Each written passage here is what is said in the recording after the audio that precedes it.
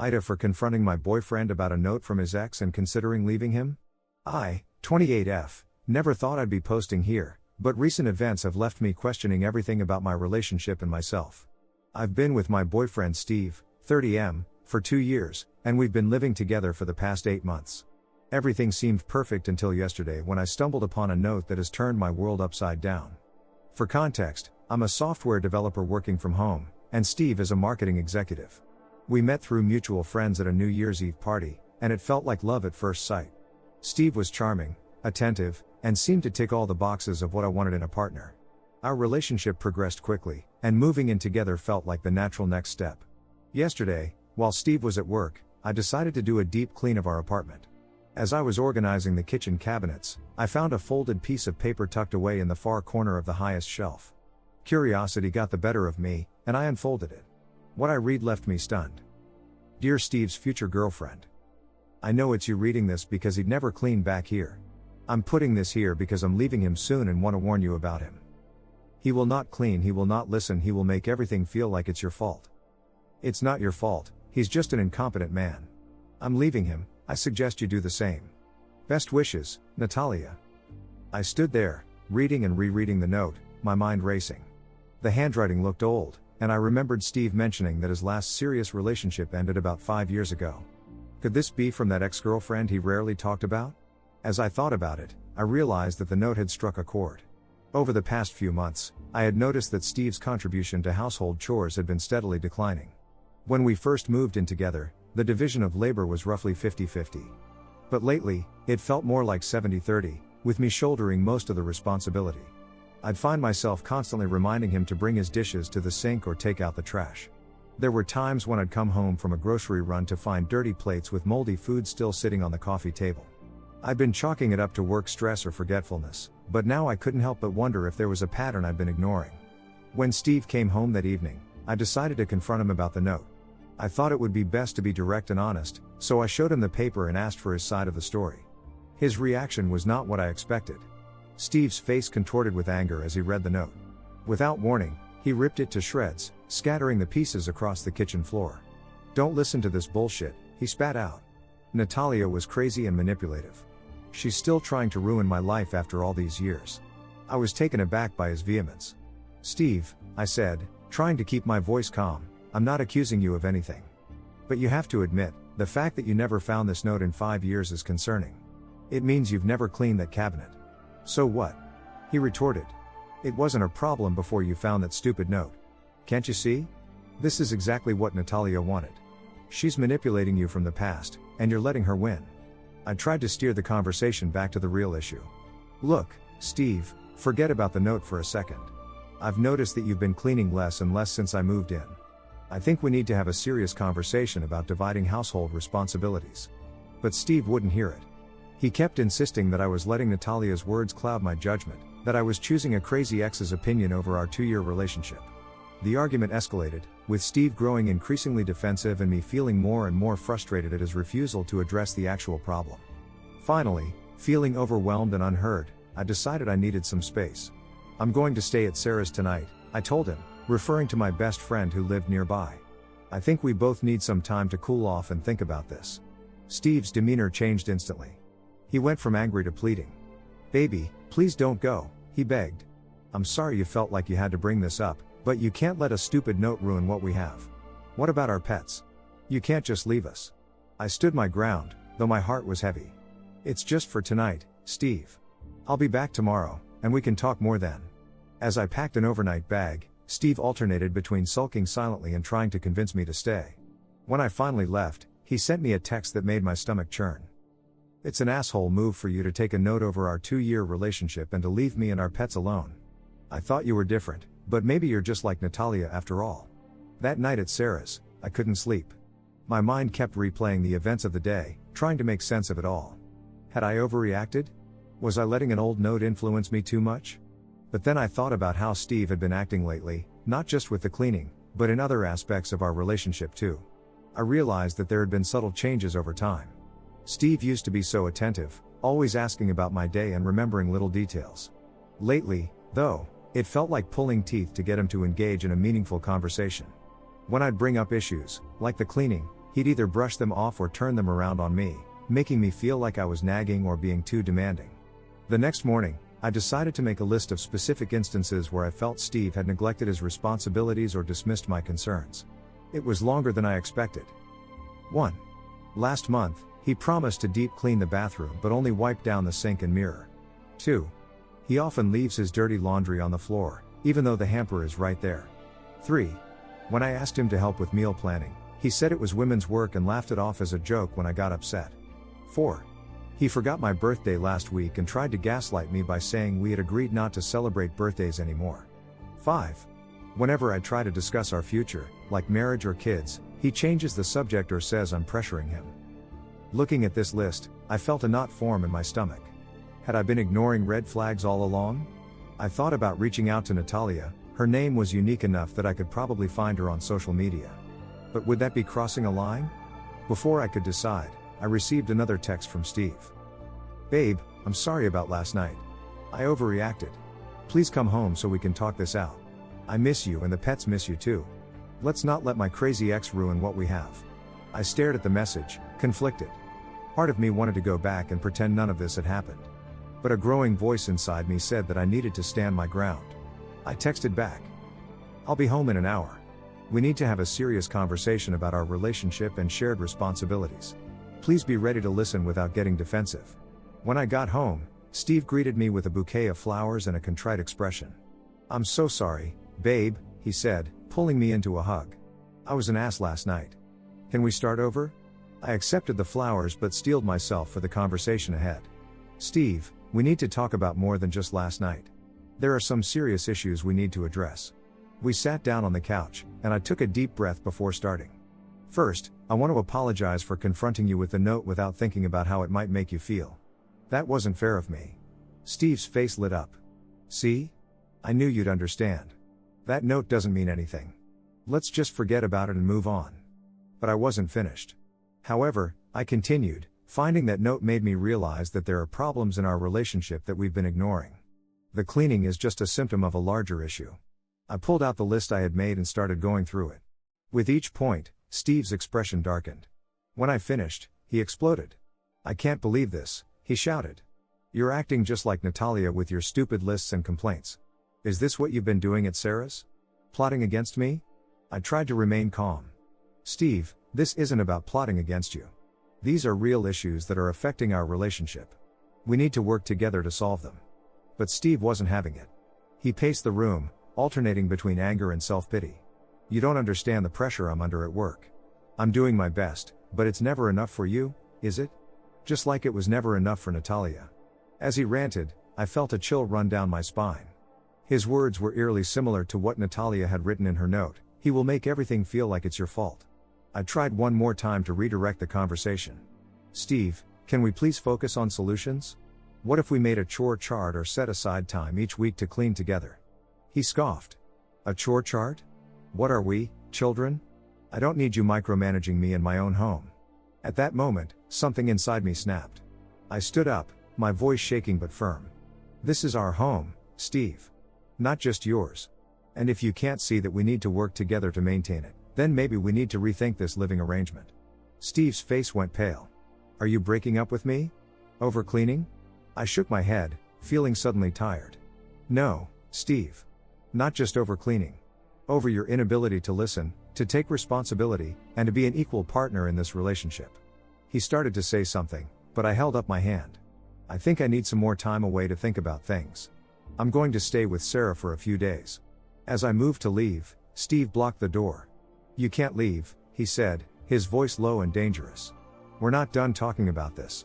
Fear coursed through me. I had never seen this side of Steve before. Move, Steve, I said, trying to keep my voice steady. You're scaring me. For a long moment, he didn't budge. Then, as if realizing what he was doing, he stepped aside. Fine, he spat. Go. Run away like Natalia did. You'll see that I'm right. I practically ran out of the apartment, my heart pounding. As I drove to Sarah's, my phone buzzed with texts from Steve, alternating between apologies and accusations. I turned it off, needing space to think. Over the next few days, I did a lot of soul searching. I talked to Sarah, my sister, and even called a therapist for an emergency session. Everyone agreed, Steve's behavior was not okay. I also did something I never thought I would do. I reached out to Natalia. I found her on LinkedIn and sent her a message explaining the situation. To my surprise, she responded quickly. I'm so sorry you're going through this. Steve's behavior sounds painfully familiar. When I left that note, I hoped it would never be found because that would mean Steve had changed. I'm sad to hear that's not the case. Please be careful. When I tried to leave, things got scary. If you need support or someone to talk to who understands, I'm here. Reading her message, I felt a mix of validation and sadness. It confirmed my worst fears about Steve, but it also made me realize how much time I had wasted trying to fix something that was broken from the start. With a heavy heart but a clear mind, I made my decision. I asked my brother to come with me to the apartment when I knew Steve would be at work. We packed up my things quickly and efficiently. As we were about to leave, I remembered something. I went to the kitchen and pulled out a piece of paper and a pen. I wrote, "Dear Steve's future girlfriend. I found Natalia's note, and now I'm leaving my own. I hope you never read this, because that will mean Steve has finally grown up and learned to be a true partner. But if you are reading this, please know. You deserve better. You deserve to be heard. You deserve an equal partner. Don't let him make you feel crazy. Don't let him blame you for his shortcomings. And most importantly, don't waste years of your life trying to fix someone who doesn't want to change. Good luck and stay strong." My name. I folded the note and placed it in the same spot where I had found Natalia's. Then I took one last look around the apartment that had been my home for the past 8 months, said goodbye to our pets, the hardest part, and left. As I drove away, I felt a mix of emotions, sadness for what could have been, anger at myself for not seeing the signs earlier, but mostly, a sense of relief and hope for the future. That evening, I met Natalia for coffee. It was surreal, sitting across from the woman whose words had changed the course of my life. We talked for hours, sharing our experiences with Steve and the process of healing afterward. By the end of our meeting, I felt like I had gained not just clarity, but also a new friend. It's been a month since I left Steve. He's tried to contact me numerous times, alternating between apologies, promises to change, and angry accusations. I've stayed firm in my decision, blocking him on all platforms and asking mutual friends not to pass along messages. I won't lie and say it's been easy. There are moments when I miss the good times, when I wonder if I made the right choice. But then I remember the fear I felt when he blocked the door, the constant feeling of walking on eggshells, and the slow erosion of my self-esteem. I know I made the right decision. So, Reddit, here's where I need your input. Am I the asshole for leaving Steve over what started as an argument about cleaning? Should I have tried harder to make things work? Was it wrong of me to contact Natalia and leave my own note?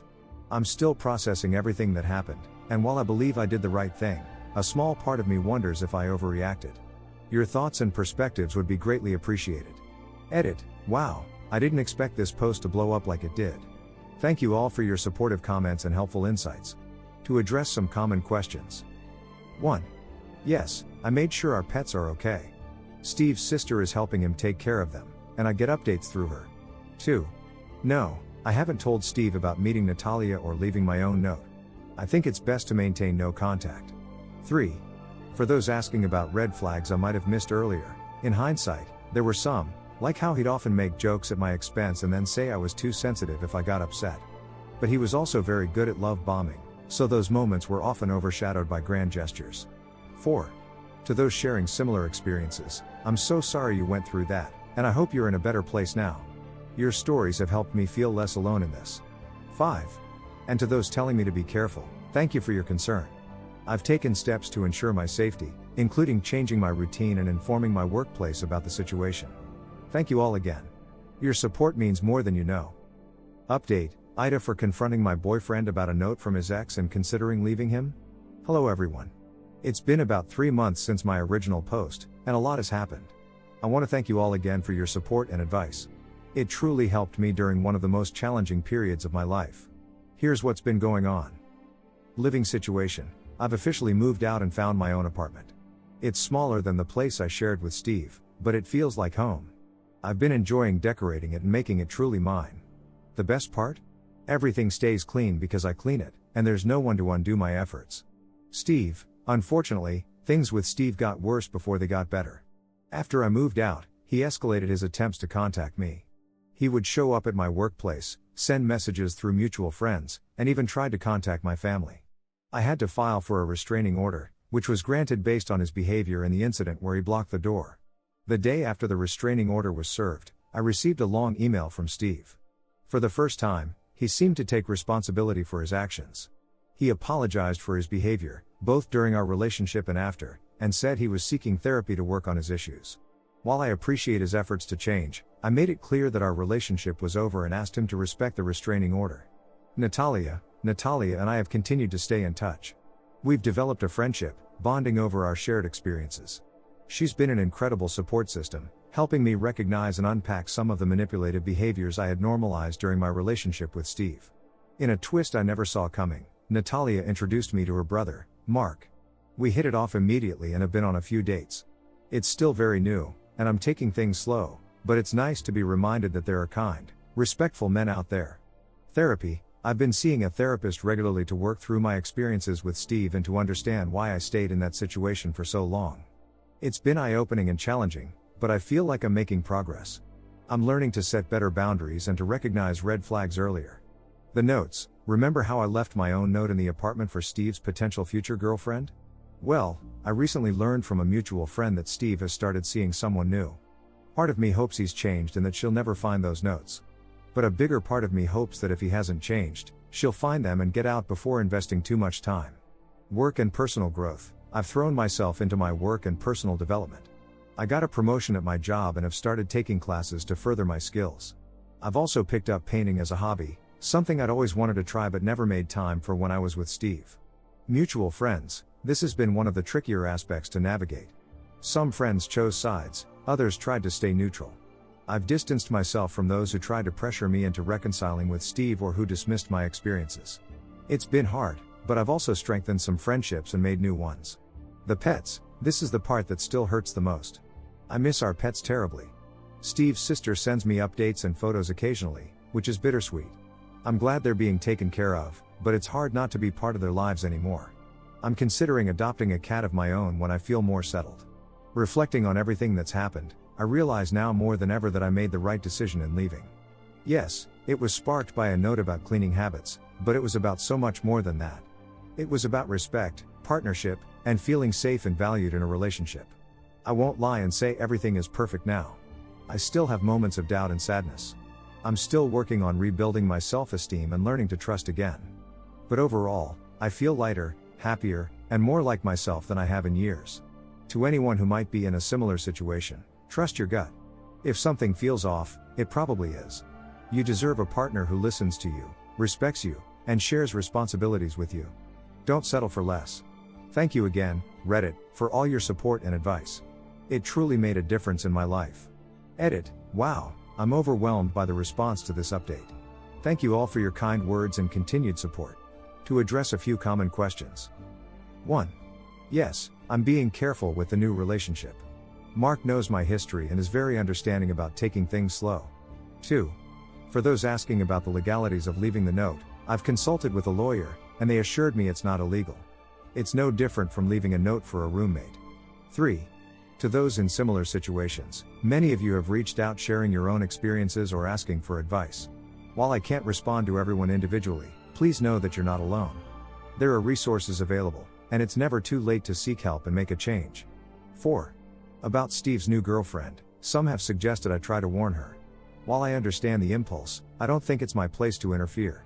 I have to trust that she'll see any red flags on her own, just as I eventually did. 5. Therapy recommendations. A lot of you have asked about how I found my therapist. I used Psychology Today's Therapist Finder and looked for someone specializing in relationship trauma and emotional abuse. It took a few tries to find the right fit, but it was worth it. Thank you all again. Your support has been a crucial part of my healing journey.